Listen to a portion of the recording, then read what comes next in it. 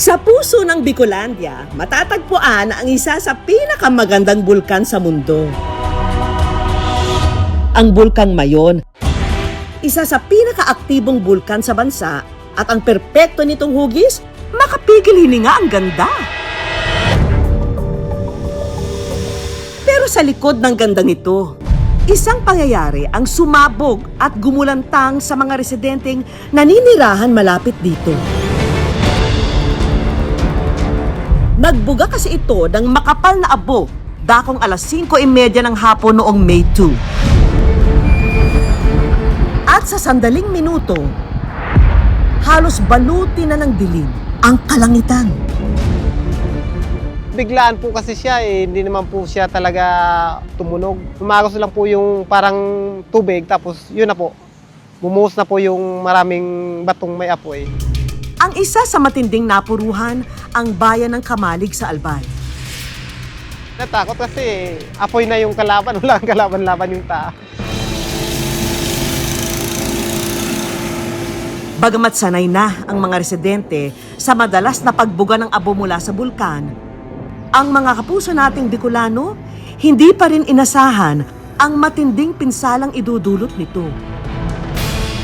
Naryang nabalot ng abo ang mga pananim at mga alagang hayop ng mga residente.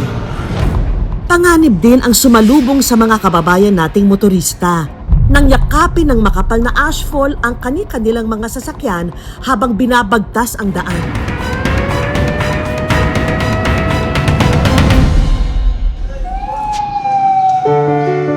Pero sa kabila ng matinding pananalasa ng pagbuga ng abo mula sa Bulkang Mayon, may matatanaw pa ring good news. Nariyan ang mga kababayan nating bukas palad na naghatid ng pagkain sa mga evacuation center para maibsan ang gutom ng mga taong narito. Nagpapasalamat po kami sa lahat ng tumutulong sa amin dito sa evacuation na sa lahat po na tumutulong sa araw-araw.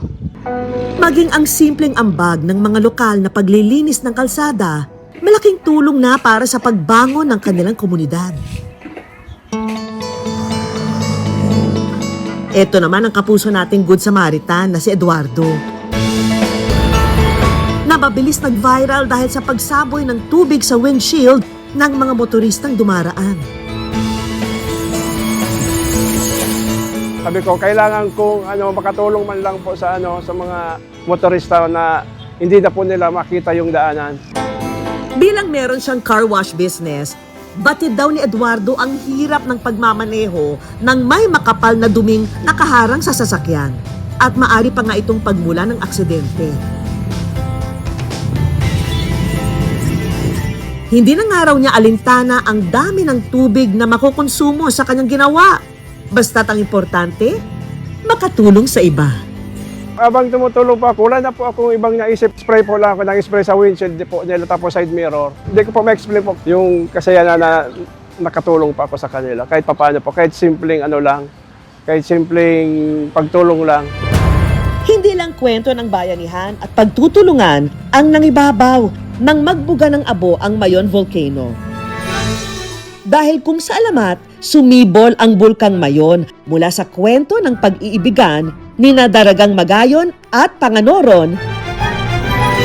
Tila na isabuhay naman ang kanilang pag-iibigan sa kasalang ito. Masaya kasing ipinagdiriwang ang seremonya ng kasal nang biglang mag-alboroto ang bulkan. Nakikita niyo po ang Mayon, nag-e-erupt.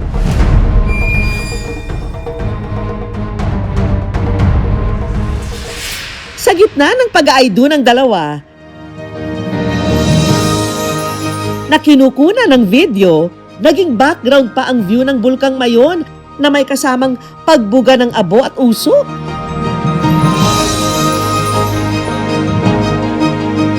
Pinakabama ng bulkan, eto't buhay na buhay ang pag-iibigan.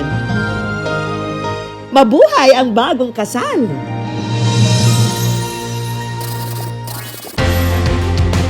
Ang Bulkang Mayon, maihahalin tulad sa buhay ng tao. Nananatiling matatag sa gitna ng unos. At sa bawat pagsabog o paghinahon, patuloy nitong hinuhubog hindi lamang ang lupa, kundi pati pag-asa at pagtutulungan ng bawat isa. Eto na ang inyong weekly dose of good vibes ngayong Sabado. Magandang gabi, ako po si Vicky Morales. Bawal uminit ang ulo dahil eto na ang magpapalamig ng araw nyo. Hindi lang basta ordinaryong halo-halo, kundi summer coolers na may kakaibang gimmick. Common din naman yung mga ingredients niya. Kung ano yung ingredients sa normal na halo-halo, yun ang din sa amin. Homemade namin yung scramble. Isang binata, may sorpresa para sa kanyang nanay-nanayan. Sa pansin ko yung nanay niya masyadong maalaga kahit hindi niya ako tunay na anak. Dito, ang host ng tubig, walang patayan kahit patag-araw. Yung distribution sa ilalim ng lupa, dito napunta kaya napakaraming tubig. Swerting-swerte kami.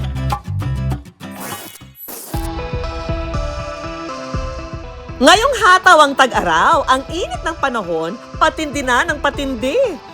Kaya naman ang madla, halo-halong paraan na ang ginagawa para magpa-cool down ngayong tag-init. Ang ilan, sa beach nagpapalamig. Ang iba naman, halos maghapong nakatapat sa aircon.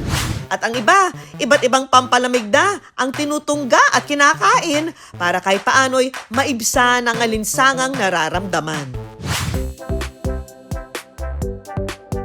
Pero hep, bawal uminit ang ulo dahil eto na ang magpapalamig ng araw nyo. Hindi lang basta ordinaryong halo-halo, kundi summer coolers na may kakaibang gimmick. Sino ba naman ang hindi mapapasay yes sa iba't ibang flavors ng halo-halo gaya ng ube langka, kape choco boom, banana con leche flan, at summer fruity halo-halo. Na ilan sa 10 available flavors sa resto na ito sa Quezon City. Ito pa ang isang halo-halo na bubusog sa inyong mga mata at tiyan.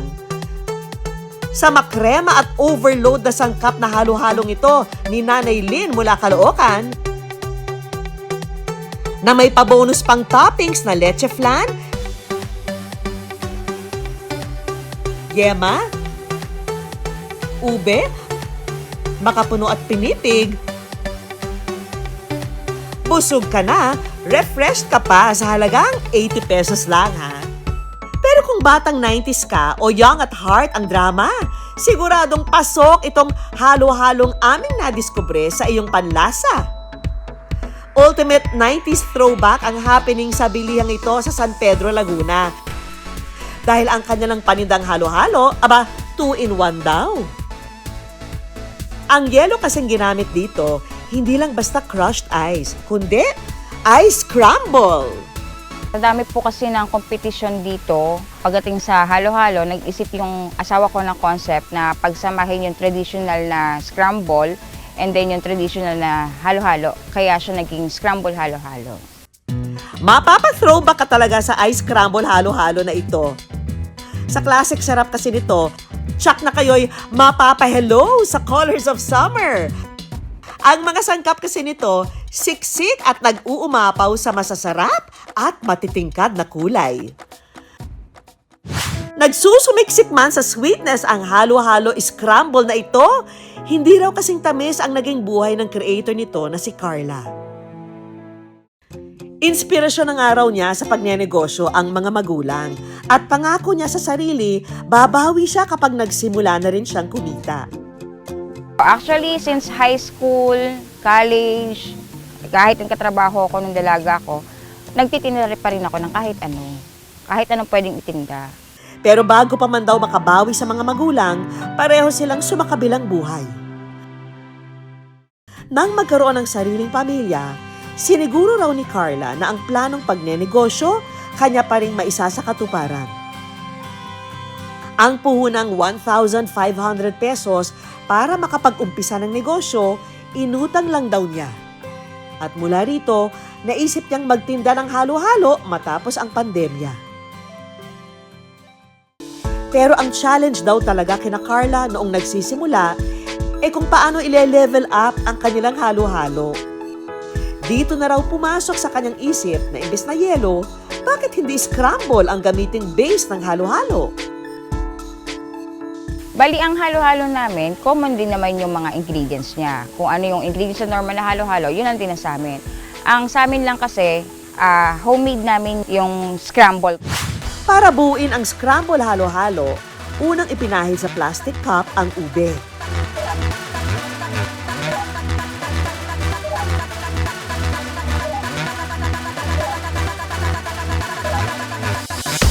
Inilagay na rin ang kanilang homemade gatas.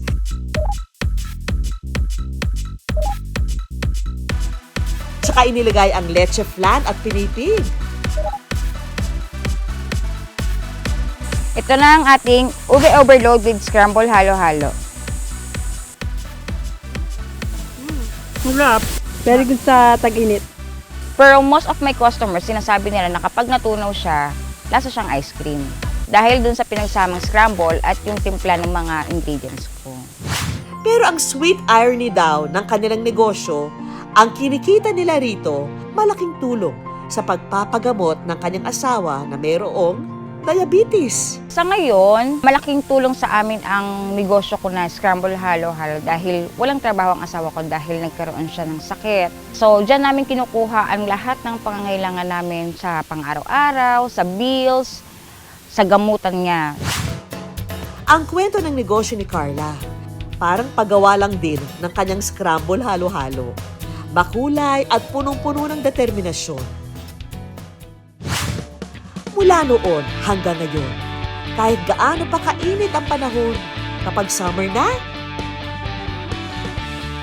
laging nandyan ang halo-halo, handang magpalamig ng araw natin at gawing mas presko ang buhay natin. Bilang pasasalamat, ang isang lalaki may sorpresang sapatos pang Zumba ng kanyang nanay-nanayan. Ngayong araw ng mga ina, binibigyang pugay natin ang mga sakripisyo at pag-aaruga ng mga ilaw ng tahanan. At ang nais marahil ng mga anak para sa espesyal na araw ng kanilang nanay, magkaroon naman sila ng me time at mapagbigyan ang munti nilang wishlist para sa sarili. Nakilala namin ang 56-year-old vlogger nanay mula Daraga Albay na si Agnes, kasama ang kanyang anak na si Anton. Oh, nagulong ka magkukumpanira. Wala ka na trabaho ang bulinina mo. Good vibes ang hatid ni nanay, hindi lang sa bahay, pati na rin online. Oh, nakadakti pa di si mama. Di mo yung pagtanggalon, sabi ko sa'yo, di mo yung pagtanggalon. Hirap man. Kugto na. Gabarawa ka sa nakapal, baka mo na malaw. Mangilinit pa ako, mga nababa ko. Una na sanang digibag. Ikaisat ka man. Bulinina mo, di ka na. Sa mo ng God. Siyempre pagtanggalon. Pre, na-enjoy namin yung content namin ng anak ko sa araw-araw. At nakakatulong din yon sa aming pang-araw-araw na pamumuhay. Galing kay Lord. Ang matatamis ng ngiti ni Nanay Agnes sa kamera, nagsimula raw sa masayang kabataan kasama ang pamilya. Ang kinalakihan ko noon, siyempre masaya kami. Ang dami kaya namin noon. Pag naglalaro kami, pag kumakain kami, ang saya-saya ng banding namin. Pero hindi raw palaging matamis ang buhay. Dahil sa murang edad, maagang pinasa ni Nanay Agnes ang responsibilidad sa pamilya. Mula sa pagtitinda ng kamote, hanggang sa pamamasukan bilang kasambahay, at pagtanggap ng labada, lahat pinasok niya para kumita ng pera. At matulungan ang mga kapatid niya. Di na nga ako nag-aral. Yun na nga. Kasi tumulong na ako kay Papa. Hindi rin nagtagal, nakilala ni Nanay Agnes si Tatay Alfred. Nagsimula sila ng sariling pamilya at nabiyayaan ng 3 supling. 2 o 3 beses lang sa isang buwan nakakauwi ang mister ni Nanay Agnes na nagtatrabaho bilang security guard ng isang pawn shop. Kaya naman si Nanay Agnes ang toka sa pag-aalaga at pagpapalaki ng kanilang mga anak. Sa loob ng 28 years, hindi kami awa, hindi kami naghiwalay. Yun ang pinaka-pasalamat ko sa asawa ko. At ang panganay na anak nito na si Anton, labis din ang pagmamahal at utang na loob sa kanyang ina. Grabe po yung sakripisyo ni mama sa aming mga anak kasi ginagawa po talaga niya yung lahat. Hindi po siya nagpapakita ng problema para hindi po kami maapektuhan. Ang pag-aruga ni Nanay Agnes sa pamilya, hindi natapos kahit na nagkaroon na ng sariling pamilya ang mga anak. Yung bagay po na sobrang thankful ako kay mama nung nagkaroon na po ako ng anak. Kasi pag umalis po kami, siya po yung nag-aalaga, tapos siya po yung naging pangalawang nanay ng anak ko. Mahirap man daw ang buhay, mayaman naman daw si Nanay Agnes sa pagmamahal ng mahabang listahan ng mga itinuturing niyang anak mula sa mga kapatid, mga anak hanggang sa apo. At para may energy sa pag-aalaga, kailangang healthy ang kalusugan. Salamat sa paborito niyang libangan at ehersisyo na Zumba. Mula pa raw noong pandemic ay sumasabay na siya sa mga napapanood niyang Zumba online. Siyempre, lumalaki na din po si mama. Gusto niya ata magbawas ng timbang. Tapos yung mga hingal ni mama, yun, gusto niya yung labanan. Tapos pag may mga event, lagi na siyang napunta. Ganun siya kahilig sa Zumba na ngayon. Nagsusumba ako para kung may pag-asa pang sumeksi ba, mabawasan yung tiyan ko. Saka maganda yung sa katawan. Sa laki ng puso mo para sa pamilya, deserve mo talagang malibang nanay. Pero ang kabutihan daw ng puso ni Nanay Agnes, hindi lang para sa kanyang mga kadugo.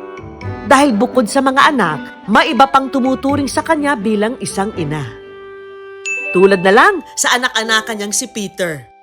Tema ng ating pictorial mamaya ay all about gaming. Isang full-time content creator sa New Zealand si Peter.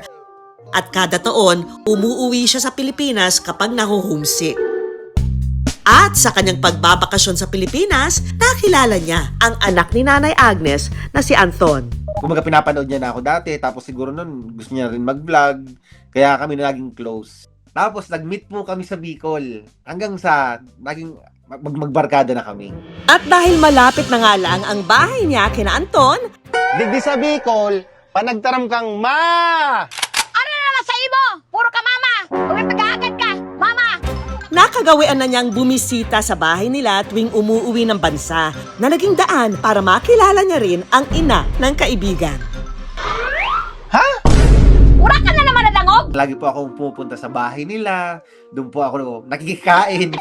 Tapos, yun. Tapos napansin ko yung nanay niya masyadong maalaga kahit hindi niya ako tunay na anak. Kapag nangaraw bumibisita siya sa bahay nila, si Nanay Agnes, laging may pa-fiesta. Nabibigla nga ako pag natutulog ako doon kasi every morning talaga namang may breakfast. Tapos nahihiya na ako kasi di ba po parang typical sa ating mga Pilipino na parang yung mga nanay, oh bakit nandito na naman yung mga friends mo? Bakit dito naman kakain?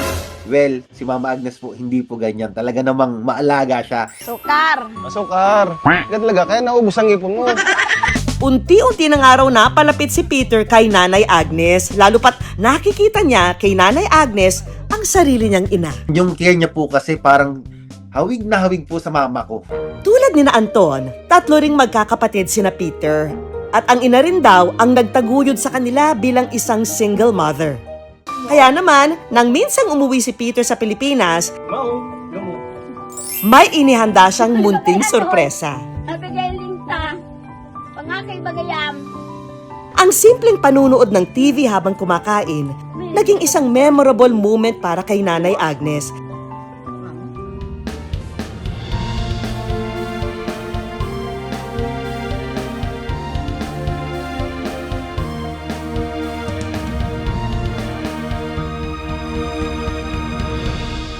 Doon na po pumasok sa isip ko na what if bigyan ko siya ng rubber shoes, i-surprise ko siya para naman ma-enjoy niya yung hilig niya sa pagsusumba.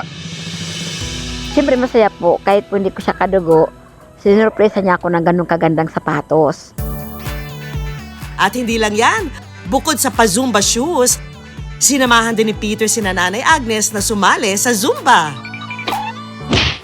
Nak, thank you Na-surprise talaga ako ng sapatos. Lagi ka naman ganyan, nagsusurprise ka eh. Kaya thank you talaga. Maliit na bagay, Nay, kasi para kasi sa akin, ang gusto ko lang naman is palagi kayo nakangiti kahit halos wala na kayong ngipin. Joke. Hoy, pag-uwi mo ulit dito, may ngipin na ako. Thank you very much kasi ikaw yung naging second nanay na yan.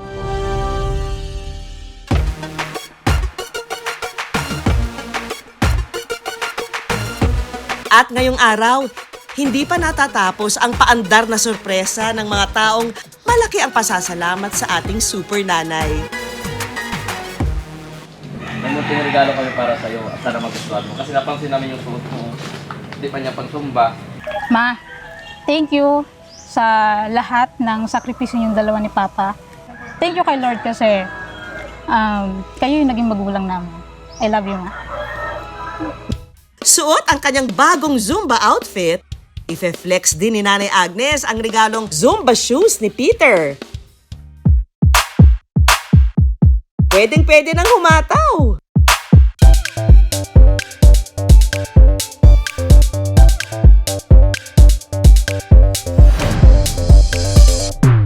Nandito lang kami, Mama, para sa'yo. Kung may mga problema ka, nandito lang kayong mga anak mo at si Papa. Kaya maraming salamat po sa lahat ng sakripisyo nyo sa amin.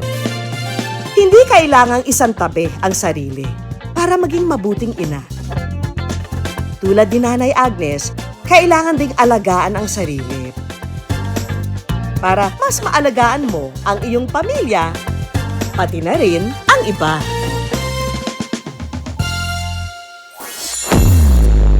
Naglabas po ng El Nino Alert ang Pag-asa, ibig sabihin mas mataas ang Pagka-El Nino sa huling bahagi ng 2026 na maaari pangang nasa danger level ang heat index o damang init sa ilang lugar sa bansa.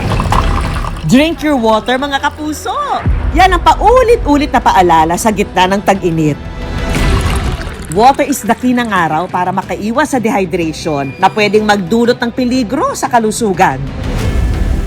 Tubig din ang kailangan para ang mga pananim hindi manuyo habang tirik na tirik ang araw.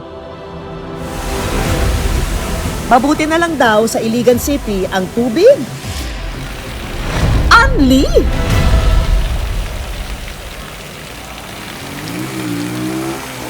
Huwag ka na nga raw magtataka kung sa mga bahay-bahay makikita ang mga hose na nakabalandra lang sa labas. Ang ilan, may kanya-kanya pang tangke ng tubig. At kung sa ibang lugar, mahina ang supply ng tubig kapag tagtuyot, dito, ang hose ng tubig, walang batayan kahit patag-araw. Welcome to the city of majestic waterfalls, Iligan City, Llano del Norte, kung saan mahigit 20 waterfalls daw ang makikita. Isa na riyan ang rumaragasang tubig ng Mimbalot Falls.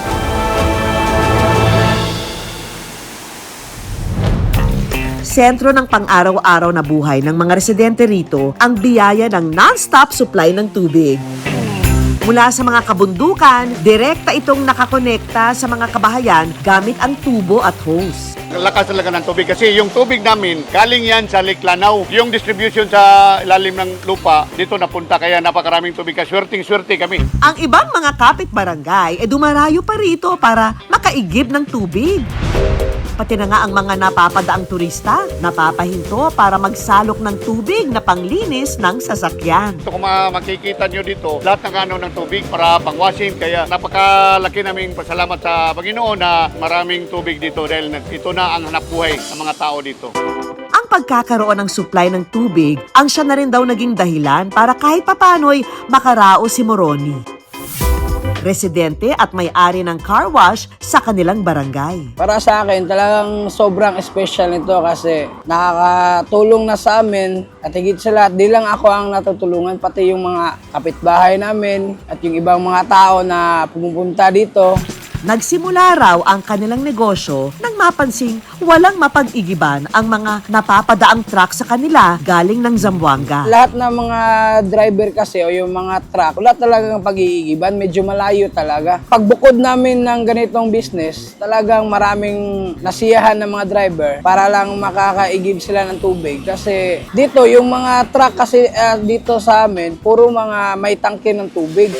Malaking bagay na raw ito para sa mga napapadaang customer sa lugar. Nakatulong sa pag-washing ng mga motor. Tipid yung bayad namin dito. Bilang pasasalamat sa biyaya ng kalikasan, tinitiyak naman daw ni Moroni na maningil lang ng sapat. Dito sa amin, pag may nagka-car wash talaga, pag malalaking truck, 50 pesos lang yung sinisingil namin sa tubig. Yung nag-iigib naman, 30 pesos lang naman. May mga motor, 10 pesos din naman. Para sa mga gastusin at pangangailangan ng negosyo. Tulad ng sa bigas at saka sa pagkain, yung pangmedisina namin, dito namin kinukuha at saka yung pagbabayad ng kuryente.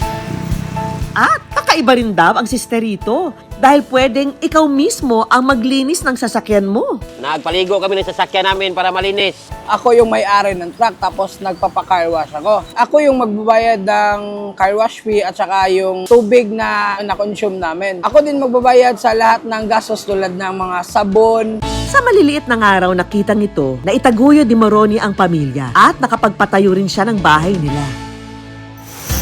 Mapapadayo ka na rin naman daw, lubusin mo na. Isa pa raw kasi sa bentahin nila rito ang kanilang mga all-natural swimming pool na ang tubig straight from the falls. Sa mga kalsada, makikita mo na nga ang mga salbabida na pwedeng pagpilian. Dito din pupunta yung mga tourist natin dahil marami tayong mga swimming pool dyan at sa mga falls. Maganda talaga rito. Kasama ko pala ngayon ang aking pamilya. Nag-enjoy lang dahil kasi summer, mainit. Maganda dito, ma-fresh. Galing doon sa sa bundok, yung tubig, malamig. Abot kaya rin ang entrance fee nila sa halagang 100 pesos. Kahit unlimited ang kanilang tubig, sinisigurado naman daw nila na walang nasasayang. Katunayan, ang free-flowing water na hindi nagagamit, dumidiretso rito sa kanal. Pabalik din sa mga bukal. Wala raw dapat ikabahala dahil malinis naman ang dinadaluyan ng tubig. Pinananatili rin nilang malinis ang kanilang mga tangke at hose. Pagkatapos ng isang buwan, nagbibrigada kami para sa mga lagayan ng tubig or tangke namin na ginagawa. Ginagawa namin ng paraan kung ano yung problema sa tangke, nagre-repair kami. Pangako naman daw ni Moroni at ng iba pang taga rito, ginagawa namin ng paraan para makatulong kami. Yung tubig din namin, malinis talaga at may quality. Yun yung pinapalaga namin para sa customer din naman at sa kapakanan din namin. Sa panahon ng kakulangan, mas nabibigyan natin ng pansin ang mga bagay na tayo'y sagana. Kaya patuloy na magpasalamat, pagkaingatan at ibahagi sa iba ang mga biyaya ng kalikasan. Operation Kabutihan pa rin tayo sa ating Good News Movement. Sa bawat tulong na matatanggap, gumawa rin ng mabuti sa kapwa. Pay it forward mga kapuso para lumaganap ang kabutihan sa mundo. Ihanda rin ang mga kamera at abangan ang mga mabubuting gawa. Kapag may nangailangan, tulungan. Kapag may nasaksihang kabutihan, kuhanan.